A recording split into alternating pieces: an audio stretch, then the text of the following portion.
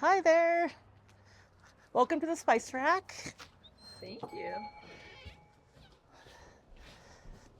Can you tell us a little bit about the spice rack? Yeah, so the Spice Rack, we are a spice shop and also a bakery here in Estes Park. Okay. And how did you start the spice rack? How did I start the Spice Rack? Um, well, gosh, that's a hard question actually. So I guess I should start with my inspiration first. Where I grew up as a kid, we had a little mountain town bakery that I like to call it a destination bakery. So it was somewhere where people from San Diego, if they had friends and family who could come, they would do this beautiful scenic mountain drive. And that bakery out there was one of the pit stops. And so I noticed that Estes Park didn't have something like that. And when I acquired this building, I thought it would be a great addition. Um, but the spices are my passion. I love to cook and collect spices and herbs. So that's where that came from. Wonderful. Could you show us around? Oh yeah, sure. So this is our pastry bar. We're a little empty right now. We luckily almost sold out today. And then this would be our spice collection over here. And we carry over 300 spices. And where do you get your spices from? So some of these are blended in Fort Collins, and then we also have a place in Texas that does some of our blends as well. So you said you like baking and you like spices. How did that come about? Is that something you just grew up doing, or? I would say my mom's influence. She loved to cook, and I mean, she cooked all of our meals, and it's what she did all day long. So I think I picked that up from her. Yeah, like I wake up in the morning thinking about food.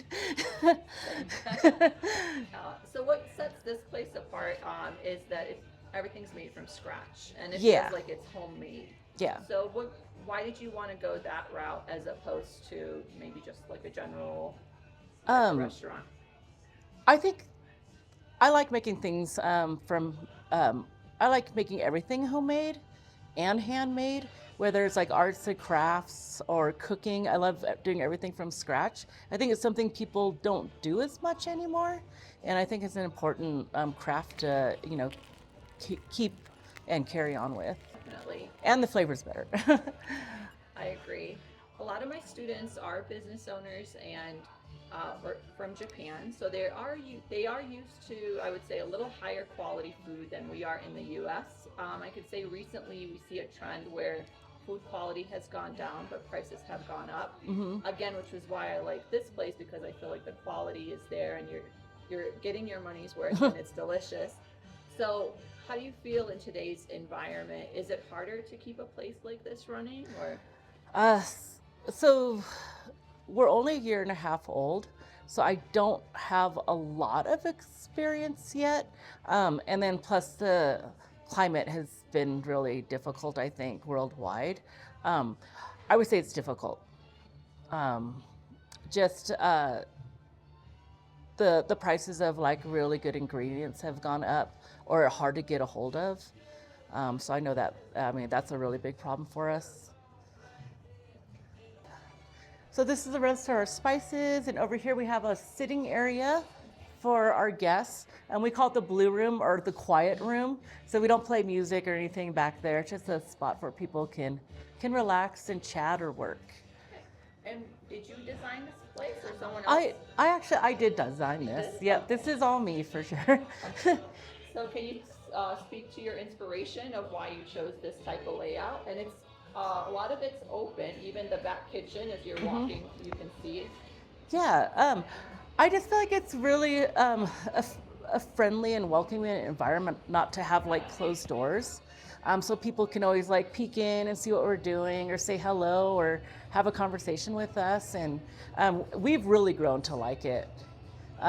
Originally, we were supposed to put the doors back up, but yeah, we decided that we really like the openness of it. And then this room, this building is a 1920s building. So I was trying to keep that style of like an old Mercantile store. And I also love quilting. So I started like this pattern up here. It's actually felt tiles for acoustics, but eventually I'm gonna do heritage blocks like on these walls here and here.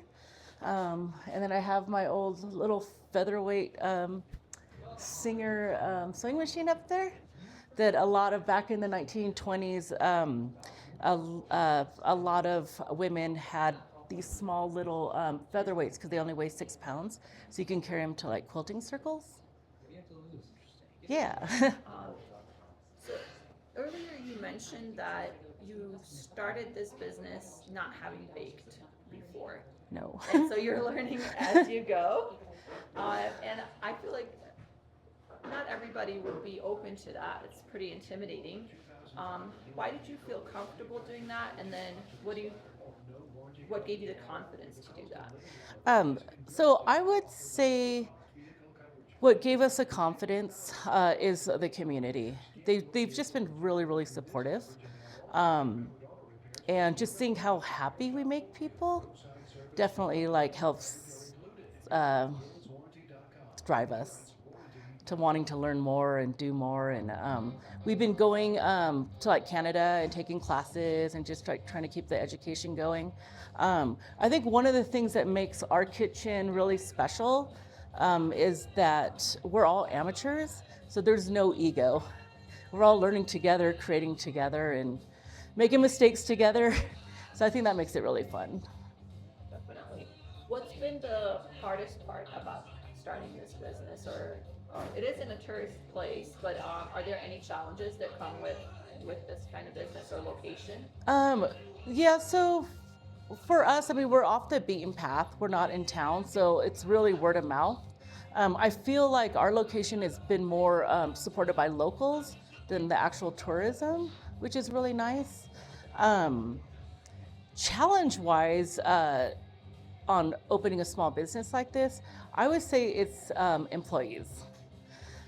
We have so many different generations here. We have some of my employees are over 60, and some of them are under 20. So there's definitely the generation gaps. So sometimes we're able to learn from each other, and then sometimes we do not understand each other at all. So that's probably the hardest thing. And then, since it is a tourist location, you said the locals are more common patrons. Is that right? Yeah. Yeah. Okay. And then, what about? I noticed here in Estes Park during the season here is during summer, early fall, where the town just gets flooded with tourists, and some people are able to have their business operate at that time, and then they just close up shop in winter. So have you intentionally decided to cater to the local market, or do you want to open up more to the tourist market as well, or where do you see the business going? What's your vision for it? So I started out wanting to focus on the local business. This building originally was a locals hangout. And so I kind of wanted to keep that going because, like I mentioned earlier, we are off the beaten path, and I think the locals like that because they don't have to go through downtown and whatnot. But yeah, so I was focused on the locals, and that's another reason for the spices too, because that's something that I feel isn't focused on tourism, but focused on the community.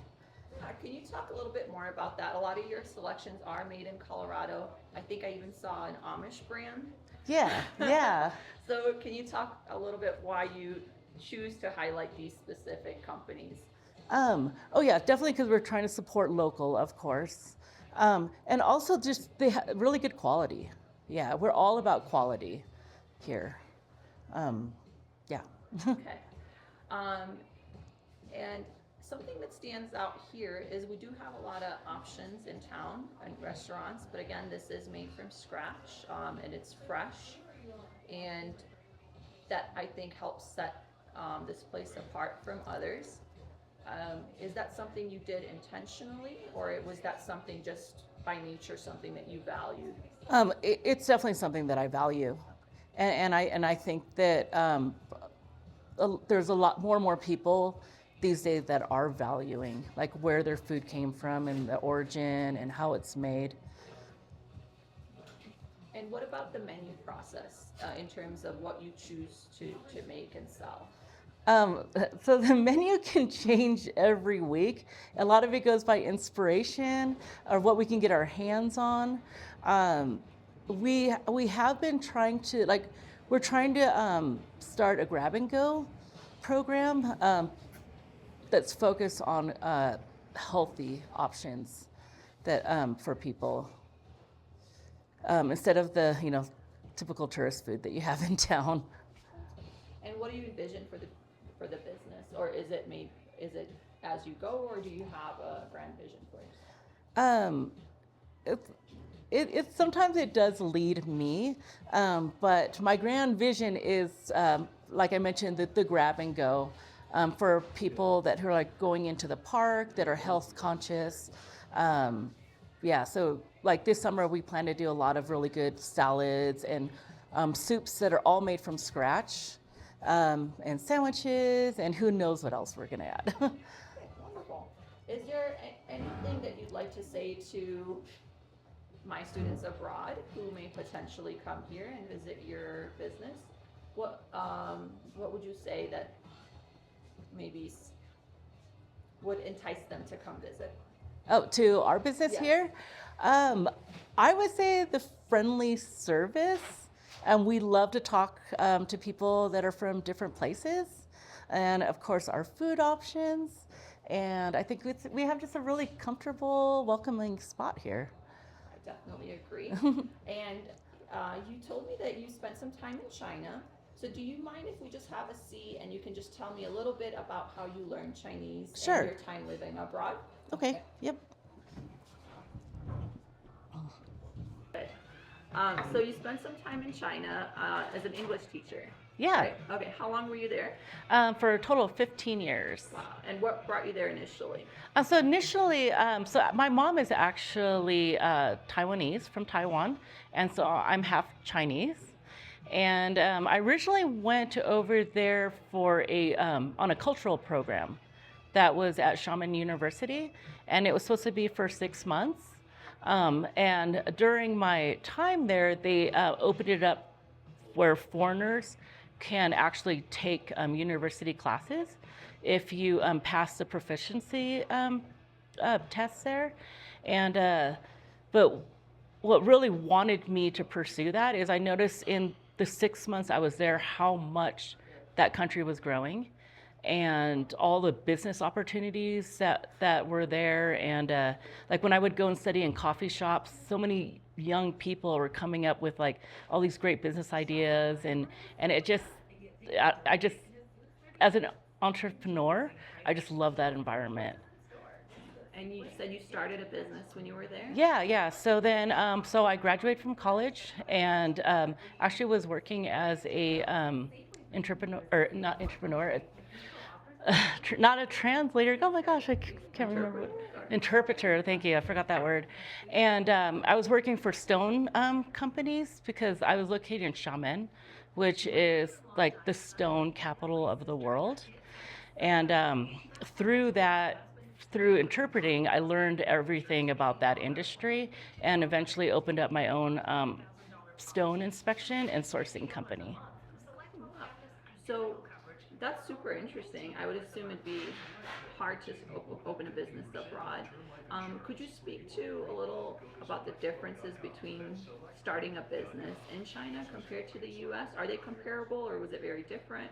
I felt like it was a lot easier than in the U.S. And I had so much support from like the stone factories and whatnot, so it was like an easy transition for me. And also, I already had a client base, so that helped a lot too, because they were also very encouraging. And if you say you felt it was easier because you had the connections, or because of the process of establishing? I think the connections and the process. Yeah, it just seemed you just had to register your company. Here, there's just so much more going on. And did you know Chinese before you went to China, or did you learn it all No, there? no. So my mom speaks the local dialect, so I didn't know how to speak Mandarin at all. And could you share how you went about it? Um, it was actually, so I think the best thing for me learning, because I'm kind of shy, was just to be immersed in the culture. Um, it took me a long time for me to actually like open my mouth and try to speak. Um, and like for example, I remember like my first week at university, I was like afraid to go into restaurants and whatnot because I didn't know how to order. So I like literally ate from a bakery that all I had to do was pick up the items and go to the register. And eventually I got sick of eating their just the same old bread and stuff that I finally like just started to get out there and try to speak Chinese. And when you were operating your business, did you speak in Chinese or English? In Chinese. Wow. Yeah. So then you got to a high level of proficiency. Yeah, in that industry. Okay. Yeah, so for example, when you asked me earlier if I could introduce my business in Chinese, I couldn't because I don't have the vocabulary. Fair enough. Yeah. And so would you say then it's learn as you go? You just learned the phrases you needed to, and then you would use them in practice? Yeah. Wow, okay. I'm the same way. Okay. Wow. And that's also how you approach your business here. Mm-hmm. So you're Learn as you go. learn as you go. So you're comfortable just getting in there, figuring it out. Yeah. What would given that a lot of my students, and you probably experienced, did you teach English in China as well? I did, yep. Okay. So I haven't taught in China, but most Japan and Vietnam and South Korean students, and they tend to be very afraid of making mistakes and shy. So what would you tell them when they're trying to learn the language, or just in terms of travel or just getting out there? What would your advice be? Oh gosh, yeah, just speak, just try. Yeah, I mean, I think it's so impressive to try to learn a second language that you shouldn't be embarrassed by it at all. And what was the reception when you tried to speak Chinese? Were people generally supportive, or did you feel shy about doing that? I think the shyness side wasn't because of the way people were treating me. That's just my personality. Everybody was very supportive, definitely. Wonderful. Thank you. Yeah.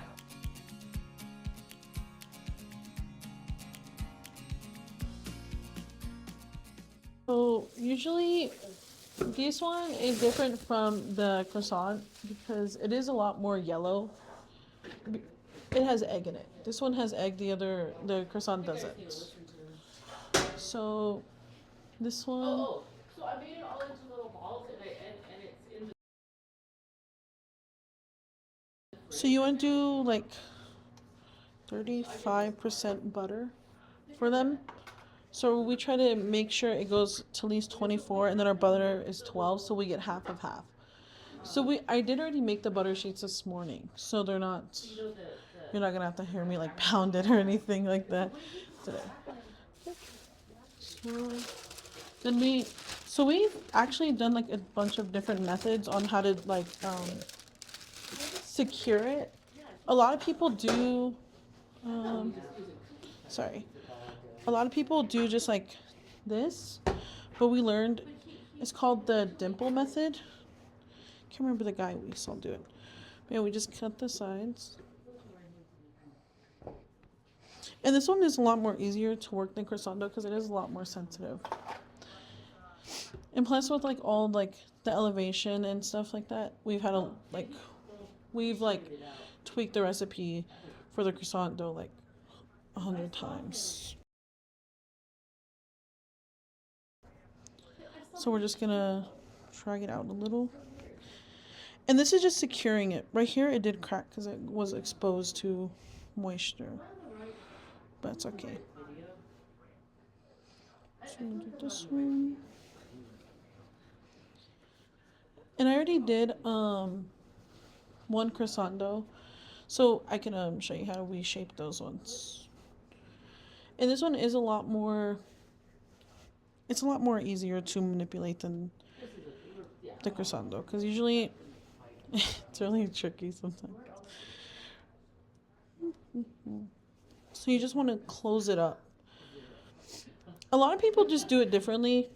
This one seems to work a lot better for us. because we've done it a bunch of different ways. But so now lift it up, put some flour on the bottom, and then so this is our first turn. So we're gonna turn it to the right. So you go like this, and then we're gonna sheet it out to 10 millimeters. What does it mean to sheet it out? To make it just thinner, because now we're just gonna kind of like make this like into one big thing instead of I'll put that on there. Okay, it's fine.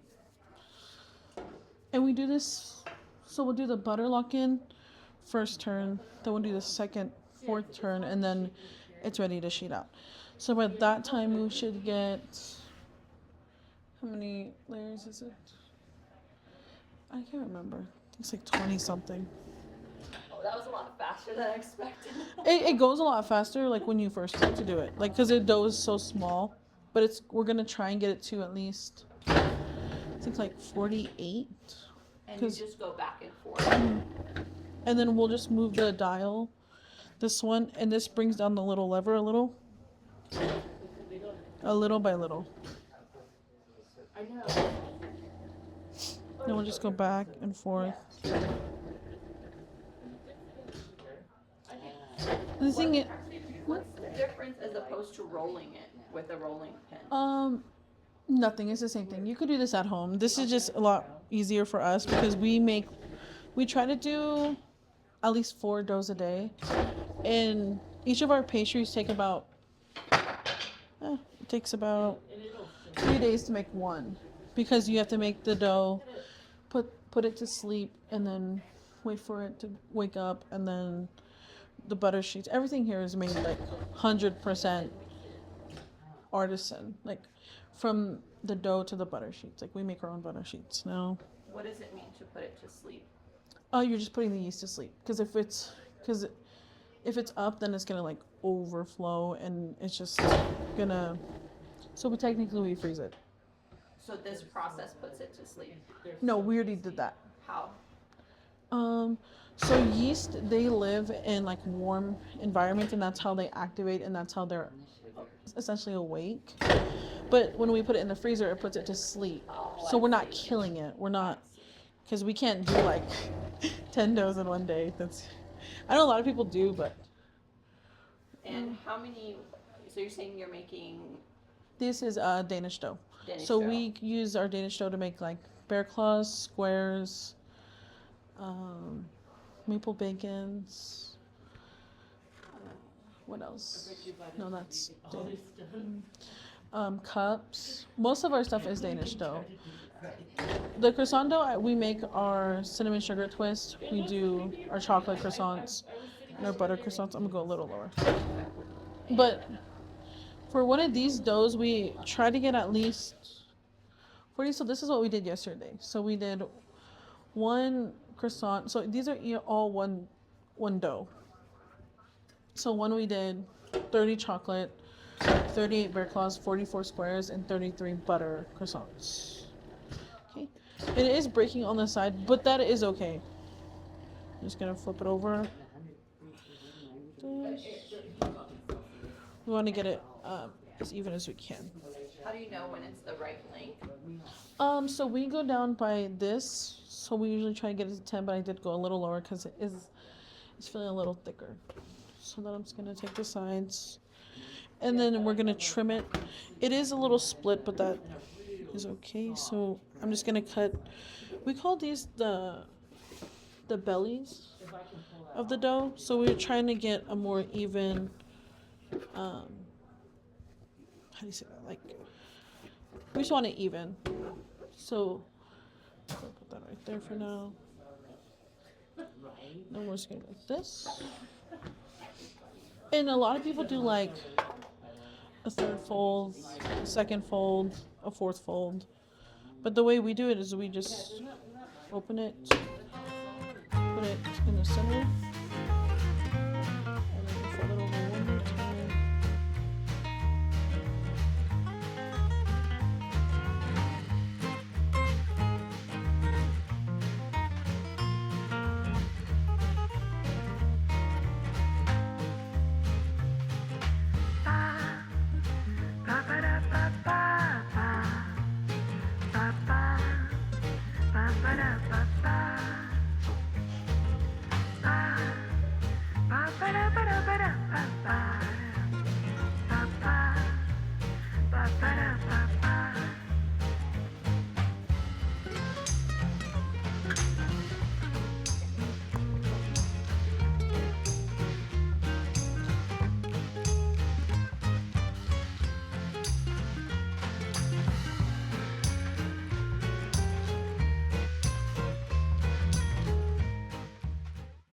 I don't think she tells a lot of people, but she makes them. They're Oh, fun. she makes them? Uh-huh. Oh, that's cool. She like does it in her free time. It's like she's working in her free time. I'm surprised she has free time. I know.